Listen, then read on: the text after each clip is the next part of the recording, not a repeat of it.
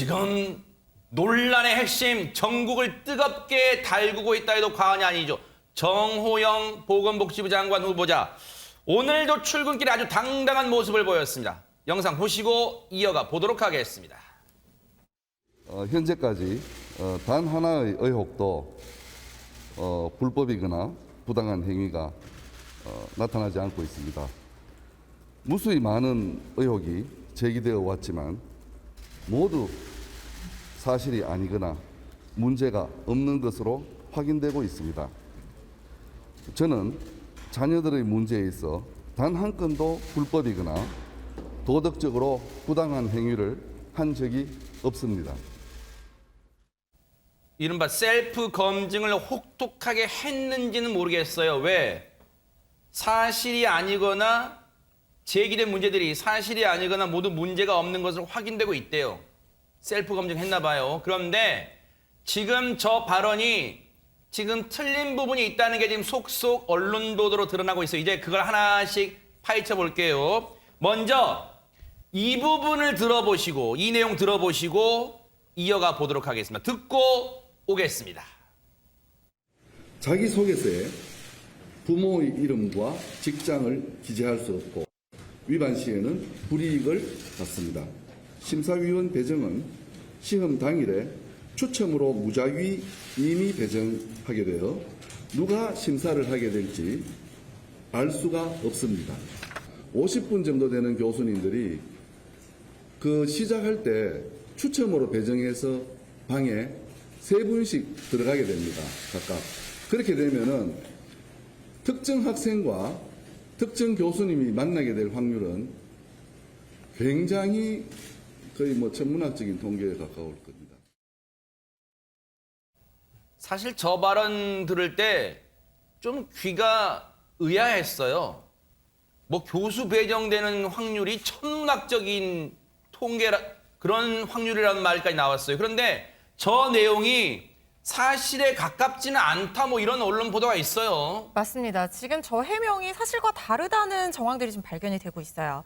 일단 지금 뭐라고 얘기를 했었냐면 자녀들이 경북대 의대 편입학 면접 구술 면접을 볼 당시에 블라인드 전형이 이루어졌다라고 해명을 했었거든요. 얼굴과 이름, 수험 번호가 노출이 안 됐다라는 뜻으로 받아들여졌는데 그게 아니고 모두 노출된 상태로 시험을 치른 것으로 지금 확인이 되고 있습니다. 18일 경북대 관계자가 밝힌 바에 따르면요.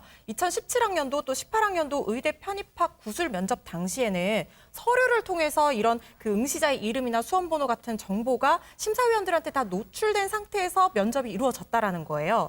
그리고 커튼이나 마스크 같은 가림 도구가 없었던 상황이라고 합니다. 아니 그런 가림막이 없으면 얼굴도 다 공개됐다는 얘기잖아요. 그렇죠. 물론 자녀들이 서류에 나의 아버지가 정호영 후보자다 이렇게 쓰지는 않았겠지만 이 지금 심사위원들이 어떤 분이냐면 정 후보자가 경북대 출신이고 경북대 교수로 일하면서 굉장히 이제 주변에 지인들, 인맥들이 많았을 거 아닙니까? 뭐 친분도 쌓았겠죠. 네. 그렇죠. 같이 동문회 활동도 하고 일도 하는 그런 분들이 지금 다 심사위원으로 들어갔는데 만에 하나 정호영 후보자의 자녀의 얼굴을 알고 있는 분이 있었다면 물론 그랬을 리 없겠지만 의혹은 제기할 수 있는 거잖아요. 어떤 정성평가적인 측면에서 좀 더 후하게 점수를 준 것이 아니냐 이런 의혹들이 지금 제기가 되고 있는 건데요. 네.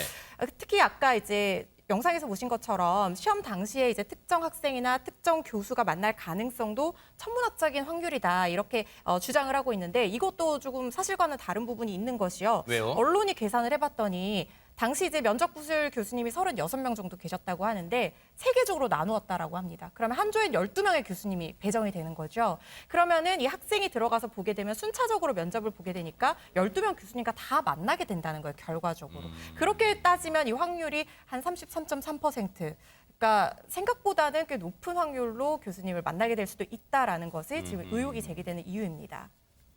언론들도 지금 나름대로 대응 논리를 가져가면서 지금 취재를 하고 있어요. 그런데 이런 상황에 대해서 민주당은 의혹을 제기하며 강하게 비판하고 있습니다. 한번 들어보시고 이어가 보도록 하겠습니다. 하지만 언론 보도에 따르면 사전에 면접관들에게 수험생의 실명을 미리 공개했고 수험생의 이름과 얼굴을 알고 있는 상태에서 평가가 진행되었다는 사실이 제보된 것입니다. 정 후보자 딸만 만점을 받은 것이 아니니 특혜가 성립되지 않는다는 해명인 것입니다. 하지만 정호영 후보자의 딸을 제외한 나머지 만점자들은 다른 3고사실에서 만점을 받은 학생들입니다. 저희가 확보한 자료에 따르면 정 후보자 딸은 11명으로 구성된 가반에서 구술고사를 치렀습니다. 그리고 그 11명 중 만점자는 정 후보자 딸이 유일합니다. 다른 3명의 만점자들은 3고사실의 다른 반, 다른 면접관으로 구성된 고사실에서 점수를 받은 것입니다. 개인적 인연이 있는 3명의 면접관은 정 후보자 딸에게만 만점을 준 것이 맞습니다. 물론 이에 대해서 정 후보자 측은 정황상으로 그렇게 의혹의 눈초리를 가질 수는 있지만 아니 사실이 드러난 건 없지 않느냐라고 이제 반박할 수는 있을 것 같아요. 그런데 지금 자고 나면 언론 보도 뭐 단독 보도 형식으로 계속해서 의혹이 나오고 있으니까 이런 얘기가 나올 수 있잖아요. 대체 정호영 후보자에 대해서 검증은 인수위 측에서 또 당선인 측에서 제대로 한 거 맞긴 맞느냐? 이런 의구심이 들 수 있잖아요. 관련해서 얘기 좀 들어보시고 이어가 보도록 하겠습니다. 물론 저희가 1차적으로 검증은 다 했습니다만 그러나 저희가 봤을 때 비교적 그 대상이 되는 뭐 자녀들이라든지 이런 사람들이 뭐 평판조회나 이런 걸로 봤을 때 그렇게 그 떨어지는 분들이 막 그러한 그 하나의 활동을 하는 그러한 쪽은 그렇게 막 심하지 않았다 이런 판단을 했습니다. 쉽게 말하면 박성배 변호사님 1차 검증해봤다. 근데 별거 아니었다 이런 거예요 지금? 정호영 후보자가 지난 8일 인수위로부터 연락을 받고 다음 날 9일 인사검증 동의서를 제출합니다. 그리고 그 다음 날 10일 곧바로 장관 후보자로 지명됩니다. 즉 하루 만에 검증을 마쳤다는 의미인데 과연 인수위가 검증을 제대로 한 건 맞느냐 하는 비판이 쏟아지고 있습니다. 뿐만 아니라 정 후보자가 윤 당선인과 40년 가까운 인연을 이어온 만큼 인수위가 문제 제기를 하기도 어려웠던 것 아니냐는 관측까지 나오고 있습니다. 하루 만에 검증이 돼요? 관련해서 장제원 비서실장 얘기 좀 들어보시고 이어가 보도록 하겠습니다. 후보자 관련 자료가 너무 뒤늦게 도착해가지고 검증할 시간이 부족했다는 보도도 있고. 어쨌든 정호영 후보자는 경북대학 병원장으로서 박근혜 정권 때 임명이 됐거든요. 그래서 검증을 했고 또 탄핵 이후에 다시 문재인 정권이 들어서가지고 정호영 후보자에 대한 검증을 했습니다. 무슨 뭐 하루 만에 검증을 시간이 없었다라는 건 아니고요. 이종근 평론가님께 여쭤볼까요? 네. 박근혜 정권 때 그리고 문재인 정권 두 개 정권 때 거쳐서 뭔가 주요 자리에 오를 때 검증됐기 때문에 하루면 충분하다 혹시 이런 의미입니까? 아니 그런데 그 자리가 무슨 자리냐에 따라서 다르잖아요. 그 자리는 지금 얘기한 건 국립대 병원장입니다. 물론 국립대 병원장은 기관장이에요. 그렇기 때문에 검증을 합니다. 하지만 인사청문회가 있나요? 아하. 언론이나 야당이 철저히 검증을 하나요? 아하. 아닙니다. 그거는 기관장으로서의 어떤 검증에 불과한 거예요. 그리고 그 안을 들여다보면 아들, 딸이 입학하는 시기와 달라요. 박근혜 정권 때 그러네요. 했다면 그건 훨씬 후에 아들, 딸이 입학하는 과정이죠. 그러니까 그것도 말이 안 되죠. 아하. 옛날에 그러니까 이런 말이 있습니다. 자신이 얼마나 나쁜 사람인지 알려면 장관 후보자가 돼봐라. 그러면 언론과 야당이 아주 친절하게 나와 내 가족이 얼마나 잘못 살았는지 다 알려줄 거다. 그만큼 철저하게 뼈 있는 한마디네요 진짜. 검증을 하는 거예요. 그런데 국립대 병원장과 천지 차임에도 불구하고 비서실장이 이런 식으로 해명을 하는 건 정말 부적절했다라고 네. 보여집니다.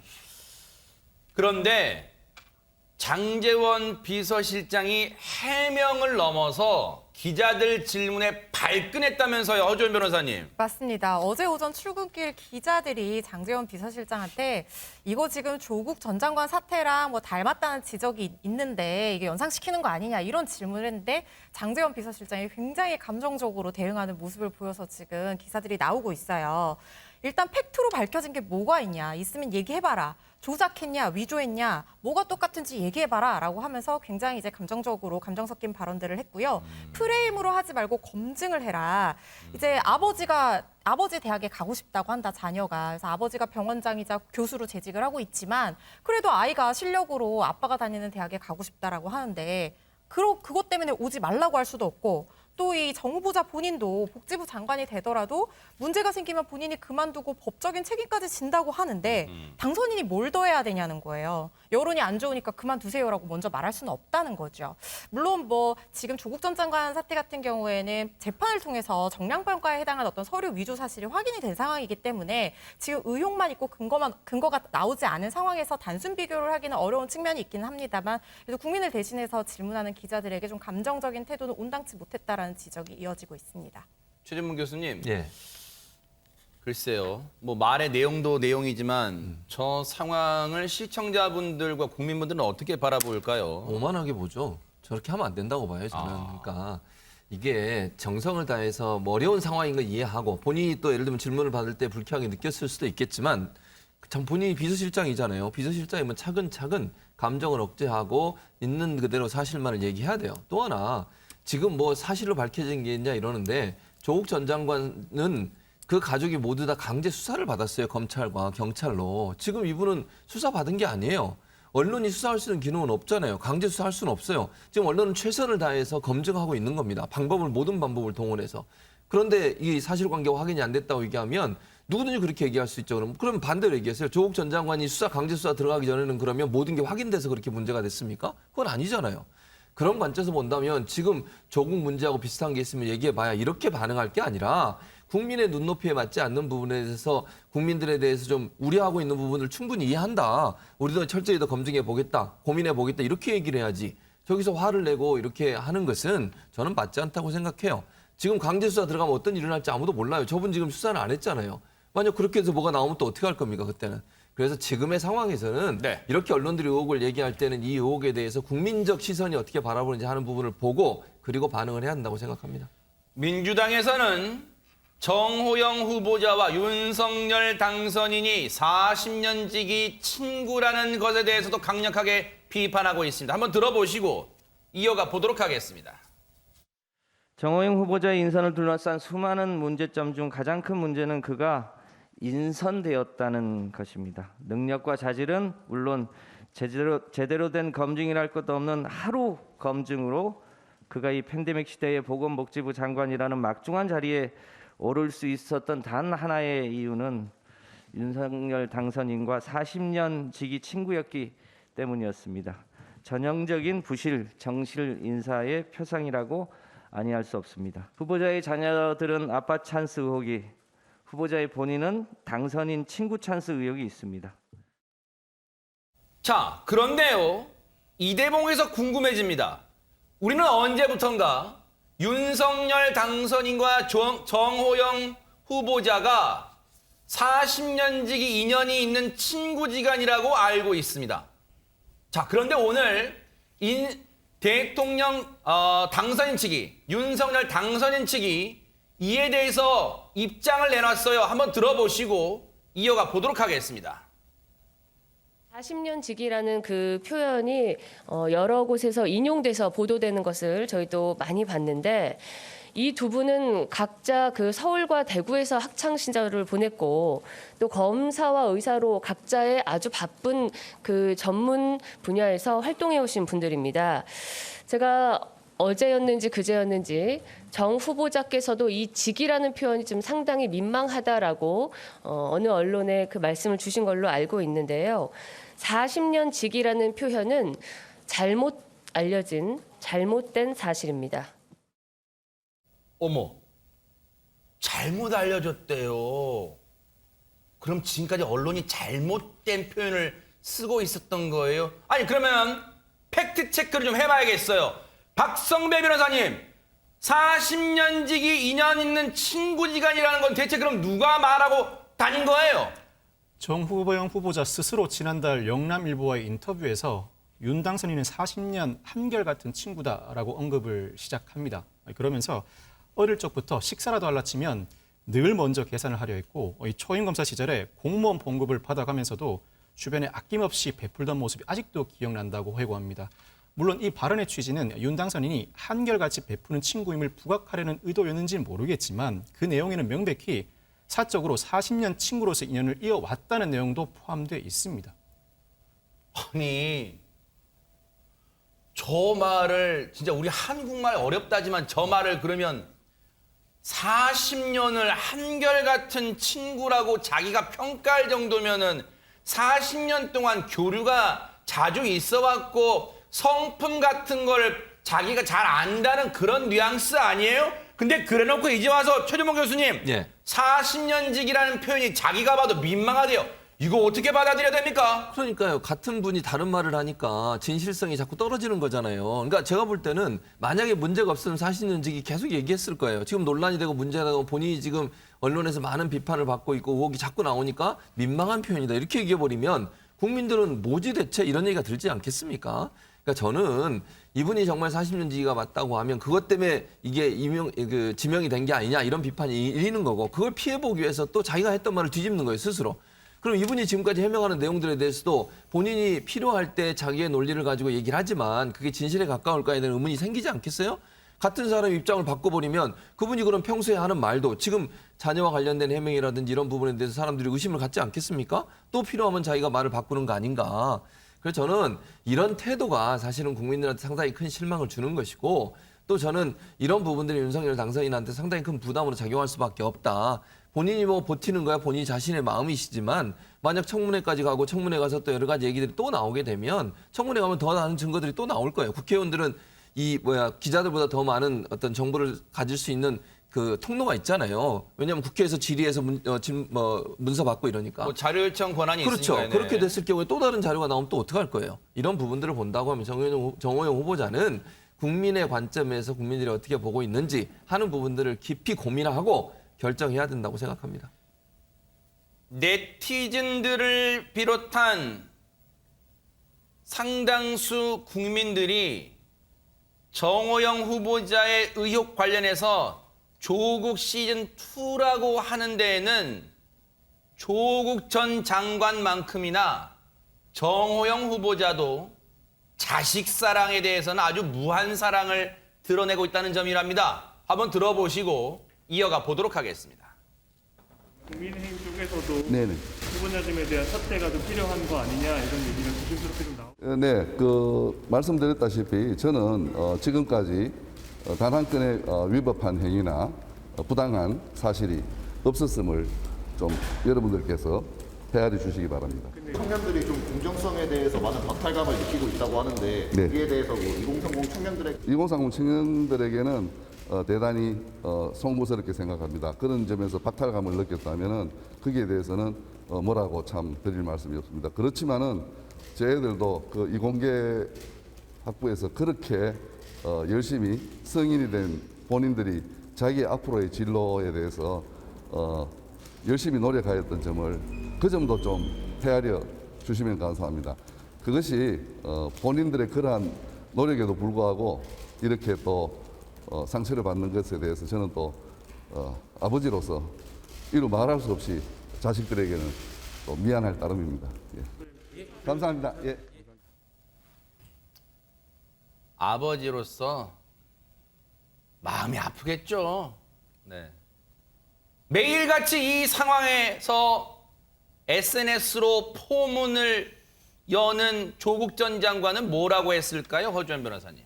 불만을 표시를 했죠. 오늘 이제 SNS에 글을 올려서 내 딸의 실명은 물론 얼굴 공개도 서슴지 않던 언론들이 정호영 후보자 자녀의 경우에는 실명도 공개하지 않는다라는 글을 올렸어요.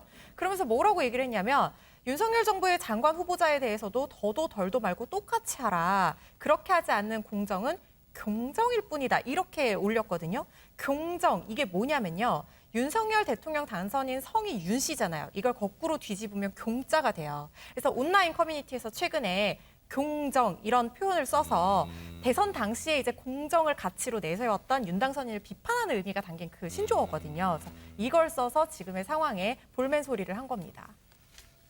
그동안 청문회를 좀 지켜보자던 당선인 측의 분위기가 미묘하지만 조금 변화 기류가 감지된답니다. 한번 들어보시고 이어가 보도록 하겠습니다. 저희가 인사검증의 이 시스템이 당선인 인수위의 차원에서 정보 시스템만큼 아주 완전하거나 혹은 저희의 검증 과정이 완전하다고 감히 자평하지는 않겠습니다. 이게요, 이종근 평론가님. 네. 뭔가 변화가 감지되는 말일까요? 어떻습니까? 변화가 감지되는 것 같습니다. 두 가지 점인데요. 어저께 장재원 비서실장의 그 발언이 사실은 굉장히 뇌관을 건드렸던 것 같아요. 언론도 그렇고 또 커뮤니티에서 굉장히 많은 어떤 비난의 댓글들이 이어졌거든요. 이른바 국민정서법을 좀 건드렸네요. 그렇죠. 그리고 거기에다가 사실상 그 이 인수위가 청문회까지 꼭 지켜봐달라라고 지금까지 입장을 계속 표명해 왔기 때문에 그런데 오늘 아침 배현진 대변인이 기자들을 만나서 두 가지가 바뀌었어요. 지금 좀 전에 보신 그 멘트하고 그다음에 겸허하게 지켜보겠다. 겸허하게라는 말을 썼고요. 그다음에 마지막으로 아까 지금 얘기됐던 대로 40년 칭지기가 아니다. 이게 배현진 대변인이 오늘 다 밝힌 거거든요. 그렇다면 그 세 가지를 다 합친다면 어저께까지의 기류에서 조금씩 거리 두는 것 아니냐. 그러니까 이거 손절까지는 아직 모르겠습니다. 하지만 일단은 거리를 좀 둔다. 만약에 어떤 상황이 벌어졌을 때 그 화마가 다 함께 오는 것을 일단은 차단을 해야 되겠다. 이런 정도의 어떤 느낌, 거리두기의 느낌은 좀 느껴집니다. 네, 미묘합니다. 아직은 단언할 수는 없지만 뭔가 미묘한 기류 변화가 감지가 되어 앞으로의 당선인 측의 이 행보 좀 지켜보도록 하겠습니다.